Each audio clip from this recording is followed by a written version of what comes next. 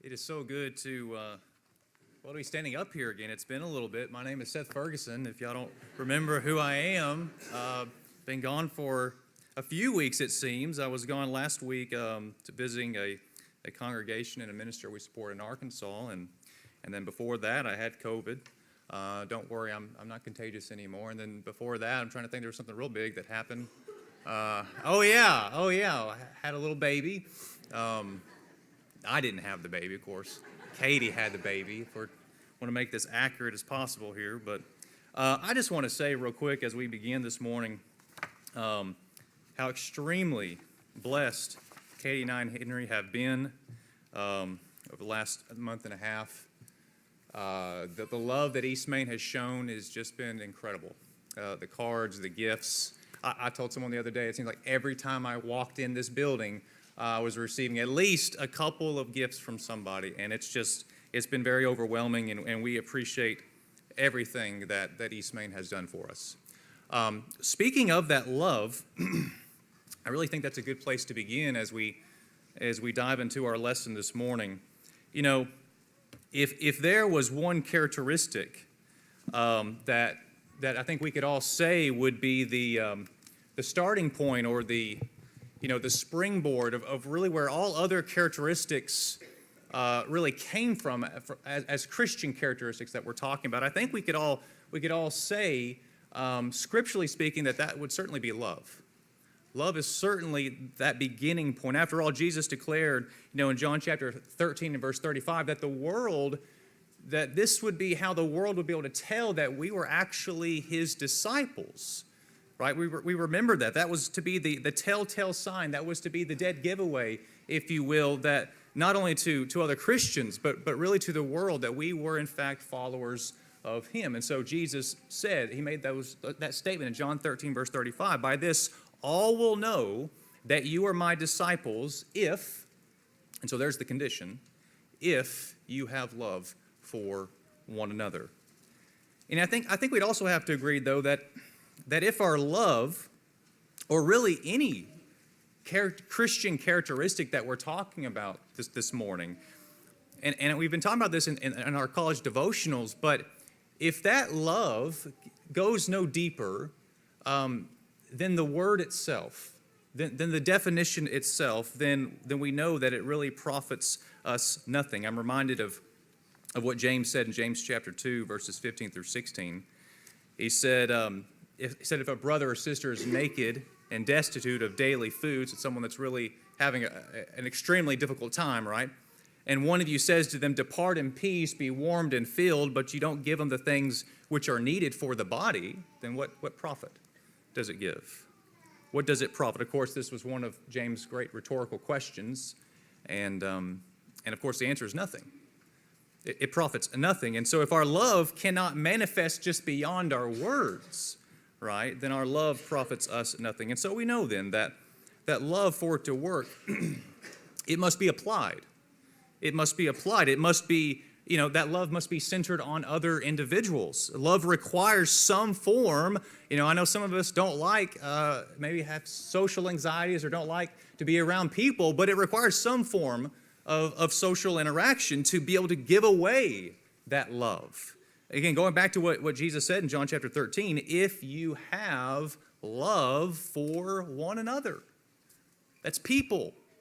That's people that we have to come in contact with in some shape, form, or fashion, right? That requires the engagement of one another, of someone else besides herself. And so this is not some new revelation by any means, but I think it's good to be reminded of the fundamentals and of the basics as we go into this lesson.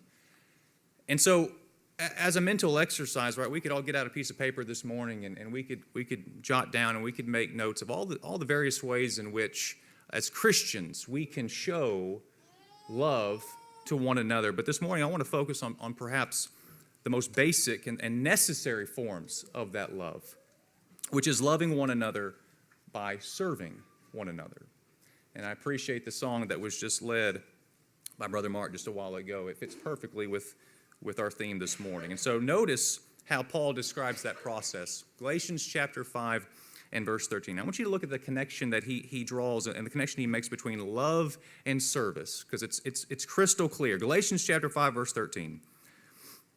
He says, "For you, brethren, have been called to liberty, only do not use liberty as an opportunity for the flesh, but through love serve one another." You know, it might be difficult for some of us to see the connection between love and service, especially in our day and age, because I think sometimes when we think about the idea of serving someone or service, we think about the idea of being a servant, and we don't ever want to do something, right, that we don't have control of. So that almost, I think, has a negative connotation to it. But perhaps on the flip side, I think another reason why Christians don't always consider the idea of service is because when we truly love and we truly care about someone the way we should, then all of a sudden it doesn't really feel like service anymore, does it? It's something that we're happy to be doing. We're thankful that we can do it. You know, it's kind of like the boyfriend that's trying to impress the girlfriend, right? And so he's constantly going out of his way to look for opportunities so he can do these nice things for her and try to make her happy, make her smile, and getting her flowers and providing different services for her and these different these cute special favors for her. And when it's all said and done, do you think that he's upset about all that time and all that energy and perhaps all that money that he put into that? Absolutely. Unless she dumped her. I mean, absolutely not, right? I mean, he's ecstatic. He's glad that he was able to do it, right? He's on top of the world. And brothers and sisters, that is what is required of us as Christians. The same must be true when it comes to the concept of Christians serving one another. Because if when we serve, we are serving instead very begrudgingly, or if we serve, we're serving out of necessity, or we're serving just because we feel guilty that we're not serving, then we're certainly not serving out of love. And if we're not serving out of love, I have to ask the question, should we really be serving at all? Paul said in 1 Corinthians chapter 13, verse 3, he said, "And though I bestow all my goods to feed the poor," which is a pretty big thing. He says, "And although I give my body to be burned," right, that's an incredible sacrifice if you think about it, "but have not love," he says, "it profits me nothing." Over the last several months, East Maine has been really emphasizing various programs, specifically the evangelism program. And we've also, over the last couple of weeks, we've passed out this little sheet of paper. I'm sure you've seen it. I think it's blue for the men, white for the women. Or I may have it backwards, can't remember now. But and really, it's just, I think the white one was for the women, if I have that correctly. Yeah. It gives us a way in which we can get involved here at East Maine and to help and serve in a variety of ways. And maybe you found yourself looking at that card and you felt pressure to put something down, but maybe you were very tempted to just want to leave it blank. Or maybe you looked at it and you felt maybe you checked one thing because you certainly didn't want to turn it back in with nothing on it. This morning I want to try to impress upon us the great value and the great need and the tremendous blessings that can be found within serving others, especially when we are doing it under the correct motive, which of course is the motive of love. And so this morning I want to start with this idea that I think will help us, and that is that serving, first of all, I think can help correct a misguided perspective.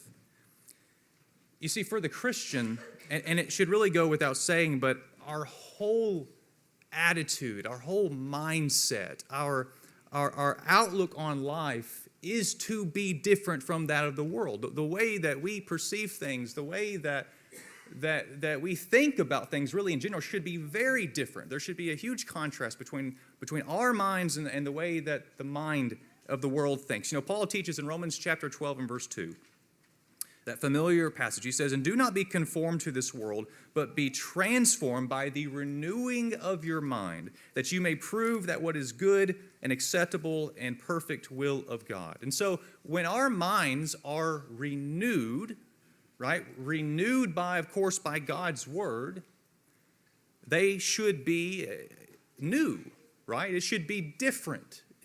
It should be a better mindset. But specific to our discussion this morning, our perspective should be different. Our outlook on things should be different. And our mindset should not only be concerned about what Seth needs and what Seth wants and what Seth's family needs and my immediate necessities of life, right? But I am to now be concerned about other people, right? I mean, anyone can look after themselves. Any good, moral, decent human being, right, can take care of themselves and can take care and provide for their own family. That's not a difficult thing to do. You know, Jesus said during the Sermon on the Mount in Matthew chapter 7 and verse 11, he says that even the evil, the worldly people of this world still knew how to give good things to their children, right? That's not difficult. It's not hard to take care of ourselves, right? The world finds that very easy, actually, to put themselves and their families first, because our society runs off of self-centeredness and selfishness and serving self. We see it every single day. Instead, the mindset shift, the change in the perspective, the renewed mind that we should have, at least a big part of it, right, is that I am now concerned about someone else besides myself. I am concerned with others. I'm concerned about the spiritual well-being of someone else and someone else's soul.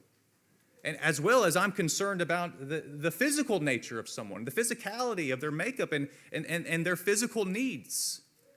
And so in the most basic of senses then, if I would want someone to be concerned about me, if I would want someone to help me, if I would want someone to go the extra mile for me, right, then based upon just the principles of basic Christian living, because that's really what this is. You know, we think about the golden rule, right? The idea of doing unto others as we would want them to do unto us, right? Matthew 7, verse 12. And so we do exactly that. We serve. Notice what Paul said to those elders in Ephesus. It's not on the board. Well, excuse me, it is. Acts chapter 20 and verse 35. Acts 20 and verse 35. He says, I have shown you in every way by laboring like this, that you, and notice the lack of option here, that you must support the weak. And remember the words of our Lord Jesus that he said, it is more blessed to give than to receive. And so within that changed perspective, serving is to now become this natural part of our Christianity. It is to be that common. It is to be that normal. It'd be like, you know, if we were striving to become a doctor or a nurse or a firefighter or a police officer or a first responder, you know, someone that they're in their job description, right? It has everything to do with taking care of someone else besides themselves, right? And so we go into that career path and we're studying, right? But we don't want to help others. Right? That wouldn't make sense. We would say, well, you're in the wrong line of work. You need to get out of that.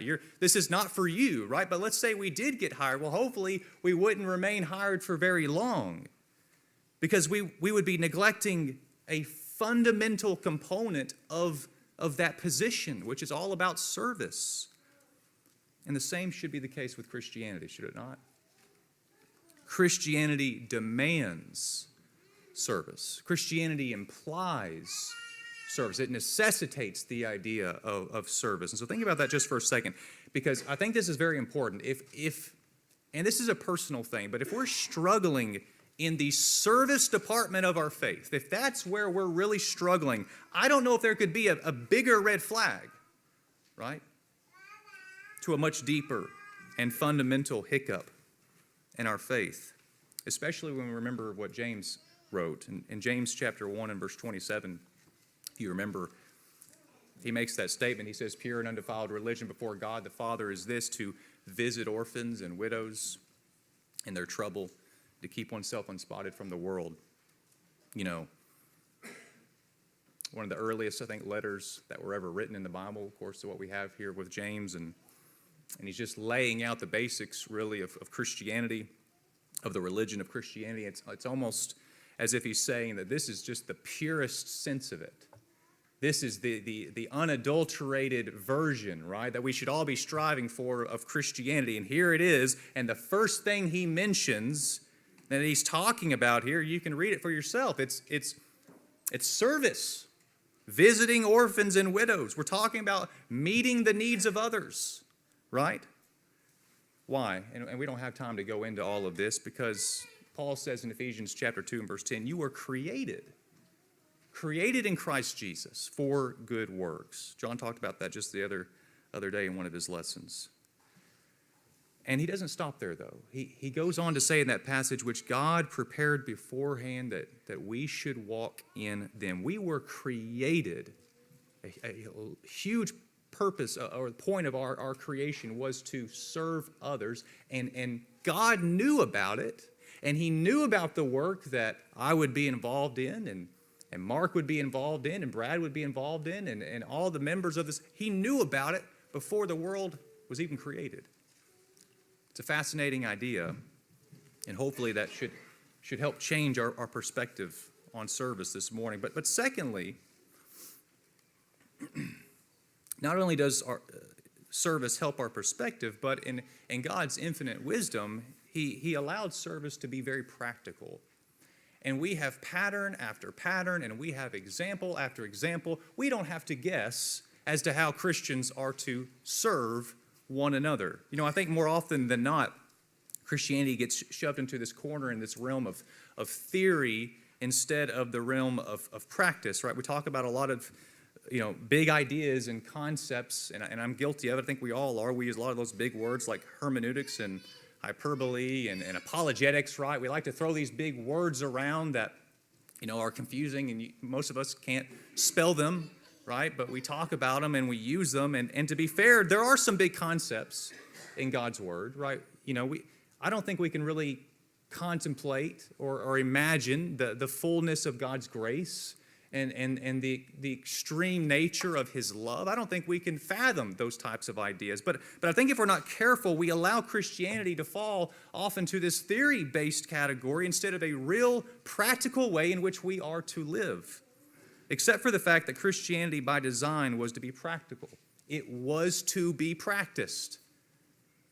Christianity is to be practiced every single day. And part of that practicality are all of the inspired examples that we have, the inspired patterns that we have, that we can read about to know exactly how we are to live that Christian life. And we don't have to look much further, of course, than just look at Jesus Christ Himself.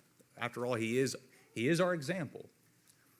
And if you had to sum up the life of Jesus in one statement, what would you say about Him? What would you say about Him? Maybe you would say that He loved, and I think that would certainly be an accurate statement. You could say He cared, which is an understatement, really. But I think we would have to say at some point that He served, right? Jesus, He served, and He served until the point where He literally, physically could not serve any longer because He gave His life, right? Jesus came not to be served, but to serve, we're told, Matthew 20 and verse 28. Everywhere Jesus went, He was healing the sick, He was making the blind to see, He was making the lame to walk. This was part of His purpose and part of His plan for being here. Isaiah the prophet wrote about this long before Jesus was ever born into this world, right? He's in Isaiah chapter 35, verses 5 through 6, prophesying about the things that Jesus would do. He said, the eyes of the blind shall be opened, and the ears of the deaf unstopped. Then shall the lame man leap like a deer, and the tongue of the mute sing for joy. This was a huge part of His purpose. This was a huge part of who He was, his identity. He served His people. He served His community. He served the poor, at least twice that we know of, right? Jesus fed thousands. And we could say, well, Seth, that was a miracle, and a lot of other things that He did were miracles. And that would absolutely be true. Yes, we're not denying that, but those moments still take time. And they still take energy. And they require Jesus to be there in that moment, which sometimes that's the hardest part of it all, right? When it comes to the ideas of service, you have to get up from where you're at. You have to take time out of your day. You have to go somewhere and you have to serve. That's what Jesus did. You see, Christianity is practical. And the pattern that's laid before us is undeniable. Jesus served. And so I think He certainly expects the same from me. Turn to Matthew chapter 25, verses 35 through 36. Matthew chapter 25, 35 through 36.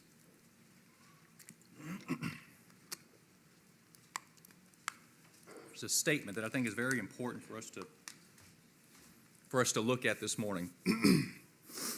Matthew 25, beginning verse 35. For I was hungry, and you gave me food. I was thirsty, and you gave me drink. I was a stranger, and you took me in. I was naked, and you clothed me. I was sick, and you visited me. I was in prison, and you came to me. And then here comes the response. Verse 37, then the righteous will answer him, saying, Lord, when did we see you hungry and feed you? Or thirsty and give you drink? When did we see you a stranger and take you in, or naked and clothe you? Or when did we see you sick or in prison and come to you? And the king will answer and say to them, assuredly I say to you, inasmuch as you did it to one of the least of these my brethren, you did it to me. Does Jesus really expect service from his people, or was he wasting his breath here? And we don't have to guess. If we continue reading, I think we get our answer, right? Verse 41, then he will say to those on the left hand, depart from me, you cursed, into everlasting fire prepared for the devil and his angels, for I was hungry and you gave me no food. I was thirsty and you gave me no drink. I was a stranger and you did not take me in. I was naked and you did not clothe me, sick and in person and you did not visit me. The interesting thing to me about this passage, as the king here, of course, represents God, or perhaps more accurately represents Christ. And perhaps this is the most startling realization of this whole passage, is that the reason that these individuals are being condemned is not from any, traditional wickedness that you can, or evil that you can point out from this passage and say, see, this is what they did. This is the evil that they did, right? We don't see that here. No, they are being condemned because of the love and the goodness and the service that was left undone. Lord, when did we see you hungry and feed you, or thirsty and give you drink? Assuredly I say to you, inasmuch as you did it to one of the least of these, my brethren, you did it or did not do it to me. Are we really waiting for the Son of God to appear before us, begging in need and in help before we are willing to serve someone? And so we're talking about the sin of omission here is really what we're talking about. I'm reminded of James chapter 4 and verse 17. Therefore, to him that knoweth to do good and doeth not, to him it is sin. And so, if there are opportunities of service around me, and practical opportunities of service around me, and I consistently refuse to help and serve, and even though, and this is the kicker, I'm fully capable of serving, right? If I understand Scriptures correctly, and for us, we've got to call it what it is, and it's certainly sin. Christianity was never intended to be theorized to death. It's hands-on. It's we're moving straight from the lecture hall, which is certainly part of it, but we're moving straight to the lab. We're ready to get to work. It's that practical, and thankfully we have pattern after pattern after pattern to follow, not just from Jesus, not just from the apostles, but even just from what we might consider to be the day-to-day Christians that we read about in the New Testament. Turn to Acts chapter 9 real quick. Acts chapter 9, 36 through 41. I want to read this account to us. Another example we have of service, but I think it's very important. Acts chapter 9, 36 through 41. At Joppa there was a certain disciple named Tabitha, which is translated Dorcas. This woman was full of good works and charitable deeds, which she did. But it happened in those days that she became sick and died. And when they had washed her, they laid her in the upper room, and since Lydda was near Joppa, and the disciples had heard that Peter was there, they sent 2 men to him, imploring him not to delay in coming to them. Verse 39, then Peter arose and went with them. And when he came, they brought him to the upper room, and all the widows stood by weeping and showing the tunics and the garments which Dorcas had made while she was with them. But Peter put them all out and knelt down and prayed, and turning to the body said, Tabitha, arise. And she opened her eyes, and when she saw Peter, she sat up. Then he gave her his hand and lifted her up, and when he had called the saints and widows, he presented her alive. Incredible, absolutely incredible account. Here's this woman, and what the inspired writer Luke records for us is that she was, did you catch it? She was full of good works and charitable deeds. That is what's recorded for us in Scripture. This is what this woman was all about. Full of good works and charitable deeds. And one of the good deeds we know about. She made tunics. She made these clothing. We could only guess and surmise that for other individuals to give those away to those perhaps that were in need. But the interesting thing to me about all of this, and not to pretend to know the mind of God, but Of all the people that God permitted to be brought back from the dead, to be brought back to life, and that's a very short list if you read through the Bible, I don't think it's by accident that Peter was permitted to bring her back. Someone that was full of good works, remember, and of charitable deeds in her community. What that tells me is that not only did her community value her because they're mourning her death, but God certainly valued her because he brought her back from the dead. And so serving can help shape our perspective. Serving is also very practical. We have pattern after pattern, example after example to follow within the New Testament. Serving is also both pleasing to God and it's profitable to mankind. I didn't want to make this a 4-point sermon, so I stuck 2 points in number 3. You know, we've talked about the need to serve, and we, of course, we encourage one another to serve, right? We encourage one another through love. You know, we work with people. We try to get them to see the need. But at the end of the day, we can't get around the fact that serving is also, it is a command from God. And in fact, Paul went on to say in 1 Corinthians chapter 15 and verse 58, I apologize, I know some of that may be difficult to read. I didn't make that big enough font, I guess. I'll change that next time. But 1 Corinthians 15:58, therefore, my beloved brethren, be steadfast, immovable, notice always abounding in the work of the Lord. And so as if to say that not only should we be working, but if you really look at what he's saying, it's almost as if we should never stop the work. We should always abound in that work, always be about that work. But that work that Paul references here is also, that's a very broad idea, isn't it? It's very broad. It would be the work, of course, involved in taking care of the widows, as we see those early disciples do, or perhaps those deacons do in Acts chapter 6 when they took care of those widows' needs, right? It would be the work involved, of course, in teaching others. We think about the evangelism program that we have going on right now. And I think about Paul in Athens in Acts chapter 17, and he's going through that city there, and he's just teaching and he's preaching to strangers. That's how he went about that command. But it's also, it's the small things, or at least the small things in our way of thinking, but they're not small things, they're huge. They're huge things, right? It's the writing of cards that was spoke of this morning. That, you know, you're in your room and you're in your private area, and no one knows that you're writing this, but you're doing it and you're sending it out, and oftentimes it's just you and the other person that have any idea what you've done, and it makes such a large impact on that individual. It's checking up on someone that's sick at home with a phone call. It's bringing someone a home-cooked meal. It's picking someone up that can't drive. It's making blankets, clothes for someone, like we read about with Tabitha. And yet the fascinating aspect of working and serving in these capacities is not only does it please God when we obey him, but simultaneously, right, it is profitable to the church. I want you to notice how Paul concludes his thought there in 1 Corinthians 15, verse 58. He says, therefore, my beloved brethren, be steadfast and immovable, always abounding in the work of the Lord. But then he says, knowing, and this is very important, knowing that your labor is not in vain in the Lord. That's an incredible thought. And so serving is pleasing to God, which is a large part of what we do, but also, and it's almost as if this is just an added bonus, just so that you're aware, you know, Paul's letting us know, we can rest assured that the labor that we put in, that the service that we put in is not in vain. What an awesome thought. We don't have to worry then about the influence. We don't have to worry about the productivity. We don't have to worry about, and I think it's a human thing to do that, but we don't have to. We don't have to worry about the results so much of our service because we are promised that our labor is profitable.